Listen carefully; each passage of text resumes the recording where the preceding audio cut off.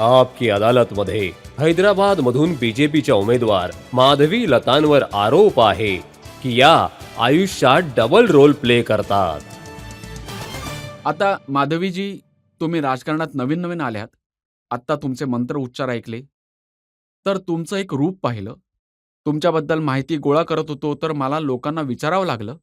हैदराबादमध्ये एक film star आहेत, त्यांना मी विचारलं, तर ते म्हणाले की बाबा सांभाळून राहा, या फ्लावर नाही फायर आहेत. मी तर माता राणीचं अनुष्ठान करते आणि जेवढं मी माझ्या आयुष्यात पाहिलेलं आहे, देवी माँ एक सरळ साधी मंगळागौर आणि पार्वती बनून पण बसते. पतीची सेवा पण करते आणि मुलांचं संगोपन पण करते. गरज पडली तर ती महिषासूर मर्दिनी पण बनते. ती फ्लावर पण आहे आणि फायर पण आहे. तीच आमची रोल मॉडेल आहे. पण आता आपण हैदराबादमध्ये पाहिलं, 50% गल्ल्या अशा आहेत जिथे लोक जात नाहीत. तुम्ही तिथे देखील घुसता, तर भीती नाही वाटत का? सर, मला जन्म देणारा पण परमेश्वर आहे आणि मला मृत्यू देणारा पण परमेश्वरच आहे. मग मधले हे लोक कोण आहेत? जेव्हा परमेश्वर स्त्रीला जन्म देतो, तेव्हा मातृत्व तिच्यामध्ये अगदी ठासून ठासून भरून देतो, म्हणजे ती लोकांची पीडा समजू शकेल, एक आई बनून. आणि एक आई जेव्हा आपल्या मुलांसाठी काही करायची इच्छा ठेवते, वाघीण देखील घाबरत नाही आपल्या पिल्लांना खाऊ पिऊ घालायला. मग ही लोकं कोण आहेत आम्हाला रोखणारी? दुःखी आणि कष्टी लोकांना मदत करण्यासाठी. भीती तर मला माहीतच नाही. तुम्ही जिथे पोहोचता तेव्हा लोक पळायला लागतात की अम्मा आली, गुंड पळतात आणि पोलीस देखील घाबरतात. आता असा एक किस्सा झाला होता. चिंगीचर्ला म्हणून एक जागा आहे. दुःखद गोष्ट तर ही आहे की एकदा 7 ते 8 महिला त्या ठिकाणी होळी खेळत होत्या. त्यांच्यावर काही अत्याचार केले गेले. काही युवक होते त्यात, जे मस्जिदमधून नमाज पढून बाहेर आलेले. त्यांच्यामुळे दगडफेक झाली आणि डोकं फुटलं त्यांचं. हे माझ्या ऐकण्यात आलं. मी तर निघत होते. कोणीतरी मला म्हणाला, "अम्मा, हे तर तुमची कॉन्स्टिट्युएन्सी नाहीये." तर मी त्यांना म्हटलं, "असं पण काहीतरी असतं ह्या जगात? की ती तुमची कॉन्स्टिट्युएन्सी नाहीये, तर तुम्ही कोणाची मदत करू शकत नाही?" मी म्हटलं, "ती माझ्या जातीची आहे. ती पण एक स्त्री आहे, मी पण एक स्त्री आहे. म्हणून मी जाणारच." असं मनात ठरवून मी निघूनच गेले. अंदाजे 3.5 किलोमीटरपर्यंत माझी गाडी पोचली आणि पोलिसांनी मला रोखलं. मला बघता क्षणी सगळ्या गाड्या गेल्या. फक्त माझीच गाडी रोखली गेली. मी विचारलं, "बाबा काय झालंय? माझीच गाडी का रोखली?" तर म्हणाले, "नाही, नाही, तुम्ही नाही जाऊ शकत." आता ऐका, तुम्हीच नाही जाऊ शकत. मी म्हटलं, "असं कुठे लिहिलंय का? असं काय झालंय की मलाच नाही जाऊ शकत?" तर म्हटलं, "ठीक आहे, 4 चाकांची गाडी तर तुम्ही रोखलीत, पण 2 पायांची गाडी तर तुम्ही नाही थांबवू शकत." तर मी निघाले रस्त्यावर सरळ. माझ्याबरोबर माझे साथीदार पण निघाले. माझ्या मागे 10 पोलीस धावत होते. म्हटलं, "धावू दे, थोडी चरबी तरी कमी होईल. काही फरक नाही पडत." नंतर मला म्हणाले, "अम्मा, प्रणाम. तुम्ही गाडी घेऊन निघा." कारण रस्त्यावर मला पाठिंबा देणारी लोकं थांबली होती.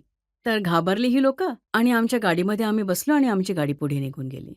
आणि ज्या ठिकाणी हे चंगीचरणाची एक घटना घडली होती, मला आत जायचं होतं, बॅरिकेड्स घातले गेले. मला बघताच क्षणी 15 पोलीस तिथे आले. तर समोरून एक युवक येत होते. थकून गेले होते की ते काहीच करू शकत नव्हते. जसं त्यांनी मला बघितलं, "ए अम्मा आली रे." द काइंड ऑफ ते ओरडू लागले आणि एवढी हिंमत आली त्यांच्यामध्ये. तर पोलीस म्हणाले की "इथे काहीच नाही बोलू शकत आपण." तर एक युवक म्हणाला माझ्याकडे पाहून, "अरे, तिथे पण बोलायचं नाही, इथे देखील बोलायचं नाही. कधीपर्यंत चालणार तुमचा अत्याचार?" मला बघून त्याचा आवाज चढला. खूप बरं वाटलं, कारण जर मी कोणाची हिंमत बनू शकते सत्य बाहेर आणण्यासाठी. तिथे जे गुंड होते ते पळाले. ते म्हणाले की साडीमधल्या डॉन आले. आणि जे लोक तुमची स्तुती करत होते ते म्हणाले लेडी सिंघम आली. कदाचित गरज आहे. Need of the hour. I am proud of तर दॅट. मग तुम्ही आता अशा आहात की लहानपणापासूनच अशा होतात तुम्ही? हां, खूप मुलांनी माझ्याकडून मार खाल्लाय. मग काय.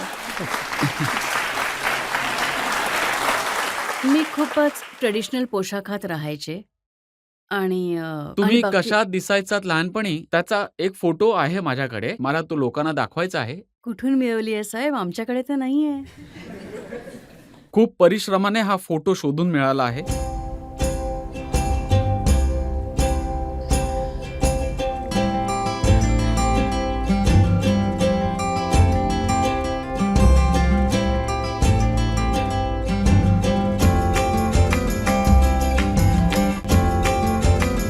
हे तुमचे वेगवेगळ्या काळातले फोटो आहेत. एनसीसी कॅन्डिडेट होतात तुम्ही, त्याचे फोटो आहेत आणि लहानपणीचे एकदम लहान होता तेव्हाचा फोटो आहे.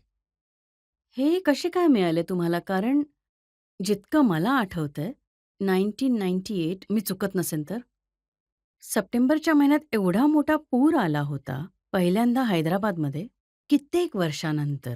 आणि मी ईडब्ल्यूएसच्या घरामध्ये राहत होते, म्हणजे इकॉनॉमिकली वीकर सेक्शन, जे आज एस-सी, एस-टी आणि खूपच आर्थिक स्थिती ज्यांची खूपच कमी असते, त्यांना ही घरं दिली जातात. मी त्या घरात लहानाची मोठी झाली आहे. आमचं घर हैदराबाद ओल्ड सिटी कॉन्स्टिट्युएन्सीमधल्या याकतपुरा असेंब्ली कॉन्स्टिट्युएन्सीमध्ये संतोष नगरमध्ये होतं आणि आमचं घर 3 फूट खाली जातं आणि वरून रोड जात होता.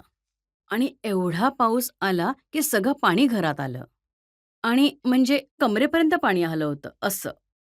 म्हणजे मला कळत नव्हतं की माझे सगळे फोटोज, म्हणजे त्यावेळेला मी कदाचित पोस्ट ग्रॅज्युएशन करत होते. 15-20 अल्बम पाण्यात वाहून गेले. माझ्याकडे एक पण फोटो नाहीये. राजाची तुम्ही तर खूपच हुशार निघालात. एवढे सगळे फोटोज माहित नाही कुठून घेतले. तुम्ही मला पण एक कॉपी द्याल का? बरं वाटतंय स्वतःला बघून, कारण मी विसरून गेले होते की माधवी कशी दिसायची. नाही, नक्कीच मी तुम्हाला शेअर करेन आणि तुम्हाला सांगतो, की हे शोधण्यासाठी खूप कठीण परिश्रम करावे लागले आमच्या टीमला सुद्धा. पण आश्चर्याची गोष्ट तर ही आहे रजत साहेब, आजही कॉन्स्टिट्युएन्सी तशीच आहे. आज पण कॉन्स्टिट्युएन्सी तशीच आहे. माझ्या वयाचा सर्वात छोटा फोटोग्राफ तुम्ही आता दाखवलात. मी 3 वर्षाची आहे and today I am almost 50 years old. काहीच नाही बदललंय रजत साहेब तिथे. काय नाही बदललं? आजही जेव्हा पाऊस पडतो तेव्हा तीच हालत आहे. आजही पेक्षा लहान घरात लोकं राहतात आणि इतकं सेक्युलर आहे तिकडची राजनीती, की बिचारे मुसलमान पण तितकेच गरीब आहेत जितके की हिंदू आहेत. दाद द्यावी लागेल, की त्यांनी सेक्युलर राहायचं तर नाही सोडलं ना साहेब. गरिबीमध्ये पण सेक्युलॅरिटी दाखवली आहे त्यांनी. दाद द्यावी लागेल ह्या गोष्टीची. आजही तिथे शाळा नाही आहेत. आजही तिथे कॉलेजेस नाही आहेत. गल्लीत फिरायला देखील मुलं घाबरतात. तर काय आठवणी आहेत? कसं माहोल, कसं वातावरण असायचं तेव्हा त्यावेळी, त्या ओल्ड सिटीमध्ये? जास्त लांब कशाला जायचं? मी माझ्या स्वतःच्या घराबद्दल सांगते. माझ्या घराच्या समोर जो रोड आहे, तर आम्ही सगळे तर तेव्हा सायकलवर जाणारे होतो. माझ्या बाबांकडे तर एक सायकल होती. ते छोट्याशा एका मिलिटरी इंजिनिअरिंग सर्व्हिसमध्ये स्टोअर इन्चार्ज होते. पण जेव्हा कोणता सण असायचा, मग तो मुसलमानांचा असो किंवा हिंदूंचा असो, लोकं अगदी आनंदात आपले सण साजरे करायचे. आणि माहिती नाही मी लहान होते म्हणून मला रोड मोठा वाटायचा, की खरोखरच रोड मोठा होता. आज इतक्या वर्षानंतर जेव्हा मी त्याच रस्त्यावर निघून आले, तर त्याच रस्त्यावर घरं आली आणि ज्या वस्तीमध्ये 100 हिंदू होते, आता फक्त 5 हिंदुंची घरं आहेत. मी मानते की 1990मध्ये किंवा 80मध्ये जे कम्युनल रायट्स झाले होते, रात्रभर आम्हाला भीती वाटायची. तेव्हा मी खूप छोटी होते आणि घरातले प्रत्येक माणसं, पुरुष जे कोणी मोठे आहेत, एक दांडा घेऊन त्यांना पहारा द्यावा लागायचा आणि घरातल्या बायका मिरची हातात घेऊन गाठोडं बनवून घरात बसायच्या. आता विचारा का, माहीत नाही मध्यरात्री कोणी वेगळ्या ठिकाणून येतील 10-15 लोकं आणि डोकं फोडतील. तर कसल्याही आवाजाने एकदम दचकून उठायची मी. इतक्या वर्षानंतर सत्य तर हेच आहे. तेव्हा कम्युनल राईट्स व्हायचे, आता पॉलिटिकल राईट्स होत आहेत. फरक तर काहीच नाहीये. पण माधवीजी, आम्हाला तर हैदराबाद माहिती आहे, आय-टी सिटी म्हणून ओळखतात. जगामध्ये त्याची ओळख आहे. ज्या हैदराबादबद्दल तुम्ही आता बोलत आहात, ते तेलंगणा राष्ट्राची कॅपिटल सिटी आहे. आणि ज्या हैदराबादबद्दल मी बोलत आहे, दुर्दैवी गोष्ट तर हीच आहे, की ती लोकसभा पार्लिमेंट कॉन्स्टिट्युएन्सी आहे, ज्याच्या दरम्यान 7 असेंब्ली कॉन्स्टिट्युएन्सीज आहेत. नॅस्कॉमनी गेल्या वर्षी सांगितलं की जवळजवळ 3 लाख नवीन आय-टी जॉब्स पूर्ण देशभरात भरती होतात, ज्यापैकी ऑलमोस्ट 1,20,000 नोकऱ्या फक्त तेलंगणाची राजधानी हैदराबादमध्ये भरती होतात. आणि तुम्हा सगळ्यांना आश्चर्य वाटेल की त्यापैकी 2-3% देखील हैदराबादच्या लोकसभा पार्लिमेंटमधून भरती होत नाहीत. आणि ज्यांनी कोणी आय-टी जॉब्स मिळवली आहे, समजून घ्या, कोणत्याही परिस्थितीत शिकून बिकून वाटेल तितकी कष्ट करून त्यानंतर ते हैदराबादच्या पार्लमेंटमधून निघून जातात, हायटेक सिटीमध्ये जातात. कारण त्यांना राहायचं नाहीये. त्या अपमानात नाही राहायचंय, त्या गरिबीमध्ये नाही तुम्ही म्हणता राहायचंय. की मुस्लिम मुलांनी त्यांच्या मदरशांमध्ये गेलं पाहिजे, मदरशांमध्ये चांगलं शिक्षण मिळालं पाहिजे. परंतु माझ्या माहितीनुसार तुम्ही तुमच्या मुलांना शाळेत पाठवलं नाही. तुम्ही तुमच्याच मुलांना घरी बसून शिकवलंत. साहेब, जर मी माझ्या मुलांना घरी बसवून शिकवलं आहे, माझं पहिलं कारण हे होतं, की माझी मुलं रडत-रडत कधीच शाळेत जायला नको होती मला. जर मुलं हसत-खेळत राहू शकतात, हसता-हसता कॅडबरी खाऊ शकतात, हसता-हसता सिनेमा बघू शकतात, कार्टून बघू शकतात, तर हसत-हसत अभ्यास का नाही करू शकत सांगा बरं? मी 25-30 वर्ष शिक्षिका होते. तर मला दरवेळी हा प्रश्न असायचा, की मुलं हसत का नाही शिकू शकत? आणि मी ज्या कोणत्या वर्गात जाऊन शिकवत होते मुलांना, एकही मुलं आजपर्यंत रडलं नाहीये. आणि दुसरी गोष्ट मदरसांबद्दल सांगायची, त्यांचे आई-वडील कुठे इतके शिकले आहेत साहेब? जर असते, तर आज ही हालत झाली असती का?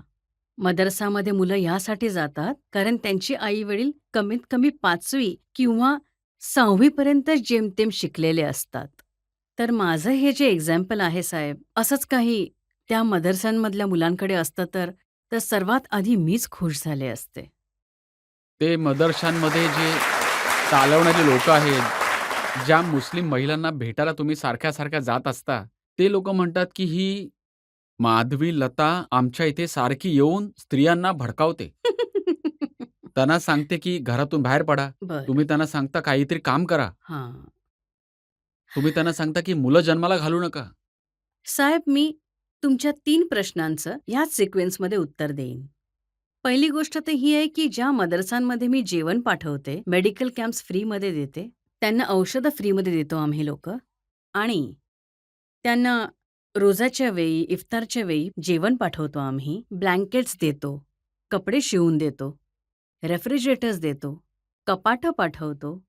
पण तुम्हाला आश्चर्य वाटेल, जेव्हा हे लोकं आम्हाला म्हणतात, "अम्मा तुम्ही हे सगळं करताय, पण कुठेही हे सांगू नका, की आमच्या मदरसाचं नाव काय आहे आणि आमची मुलं आणि आम्ही कसे दिसत आहोत ते." कारण त्यांच्या मोहल्ल्यामधून त्यांना घाबरवलं जात आहे, की खबरदार जर तुम्ही बाहेर कोणाकडून कसली कोणती मदत घेतली तर. एका बाजूचे सत्य हे आहे आणि कोणी मौलाना साहेब जरी आले तिथे, तर त्यांचं म्हणणं आहे, की तुमच्यापैकी जर कोणी इथे आलं, तर आम्ही तुमचे तंगड्या तोडून ठेवू. हे माझ्याच टीम मेंबर्सना सांगतात ते. चुपचाप तुम्ही तिकडे द्यायचं आणि चुपचाप निघून जायचं तिथून.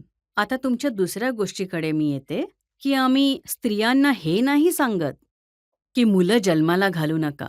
पण हे सांगतो आम्ही त्यांना, की तुम्ही कितीही मुलं जन्माला घाला. पांडवांना जन्माला घाला, कौरवांना कशाला घालताय? असं म्हणणं असतं आमचं.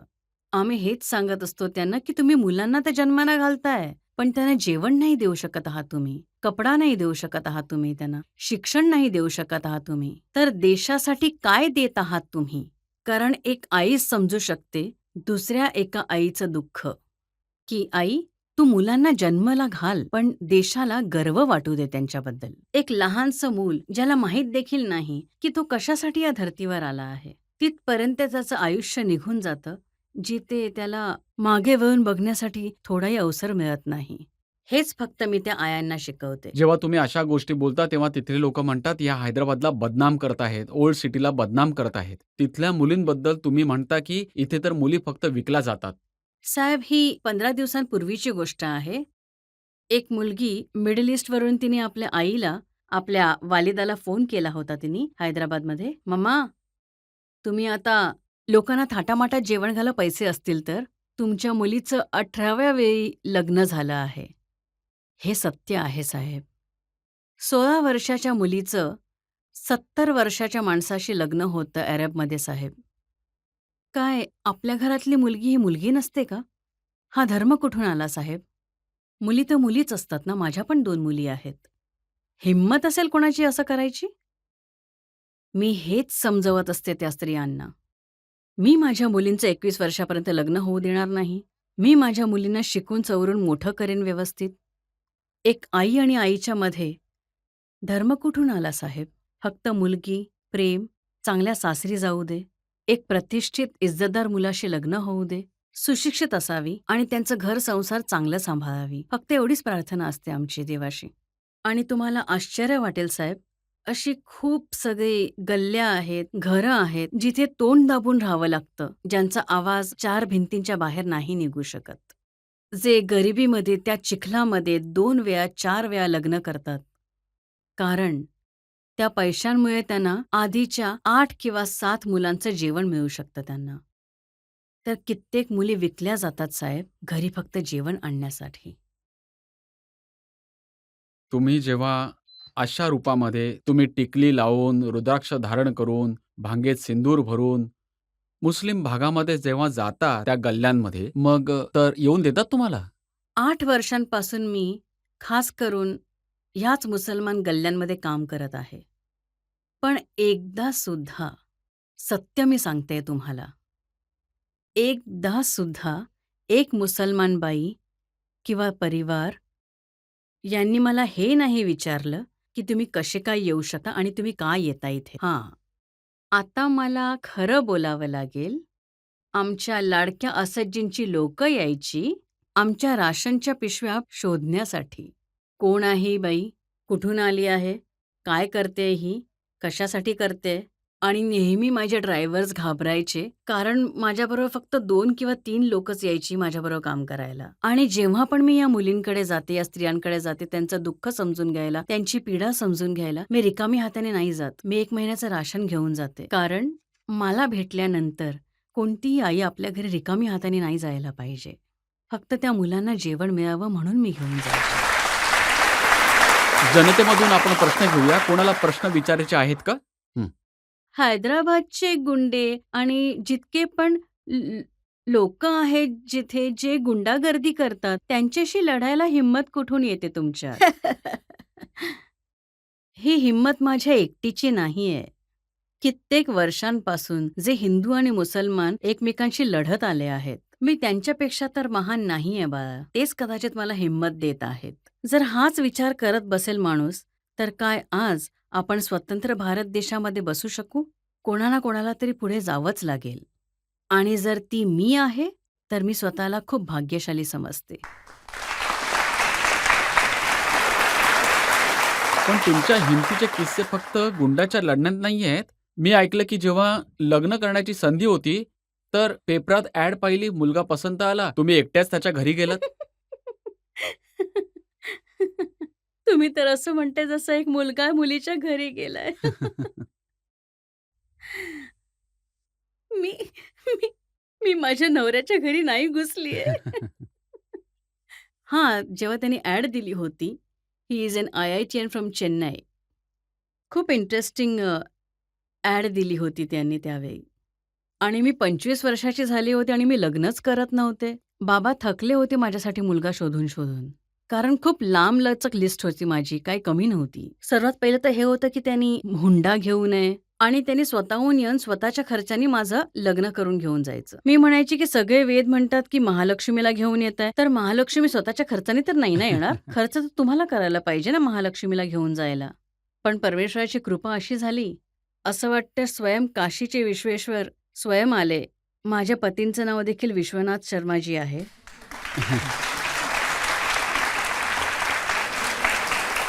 तर पूर्ण लग्नाचा खर्च स्वयं करून माझ्या लग्नाची वरात स्वतः घेऊन गेले.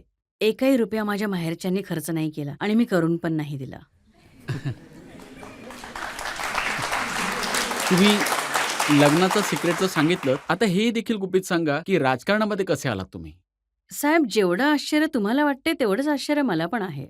तुम्ही सगळ्यांनी तर पाहिलंच असेल ना, जेव्हा लोकसभाची नावं घेतली गेली होती टीव्हीमध्ये, चॅनल्सवर. मी पण तुमच्याच बरोबर बघत होते, माझा नवरा आणि मुलांबरोबर. स्क्रोलमध्ये माझं नाव येत होतं आणि ते सारखं माझं नाव बोलत होते. मला कळत नव्हतं की हे माझंच नाव घेतायत ना, म्हणून मी एकदा चिमटा काढला असा स्वतःलाच. ते माझंच नाव होतं. बस एवढंच मला कळतंय साहेब. ह्याच्यापुढे मला काही माहीत नाही. तुम्ही म्हणता की तुम्ही कधी बीजेपीच्या कोणत्याच लीडरला नाही भेटलात, नाही मोदीजींना भेटलात. सरळ तुम्हाला लोकसभेमध्ये ते देखील ओवेसी साहेबांच्या विरुद्ध उभं केलं. साहेब, मी स्वतःला नशीबवान समजलं असतं जर ह्यापूर्वी मला मोदीजींचं दर्शन झालं असतं. मला त्यांचं दर्शन नाही मिळालंय साहेब. मी फक्त टीव्हीवर बघितलं आहे आणि हे तिकीट मिळाल्यावर मला खूप बरं वाटलं, कारण ह्यामुळे तरी त्यांचं दर्शन होऊ शकेल. बस ते ह्या युगाचे महायोगी आहेत ते. आणि माझा चेहरा देखील त्यांनी पाहिलं नव्हतं. मला ते ओळखतही नव्हते.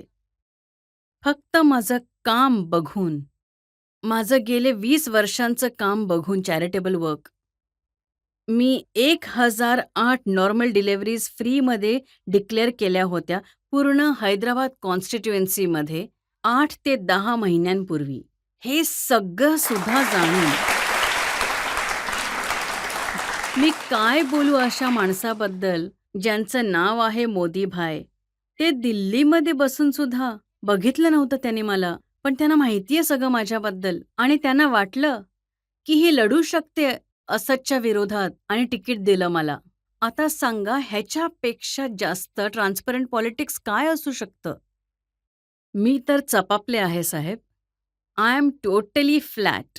आम्ही देखील चकित झालो. तुमचं नाव आलं, सगळे गुगल सर्च करायला लागले की कोण आहे, कोणाला तिकीट देऊन टाकलेलं आहे. साहेब, तुम्ही असं म्हणते जसं हिंदी मूव्हीमध्ये वो कौन थी.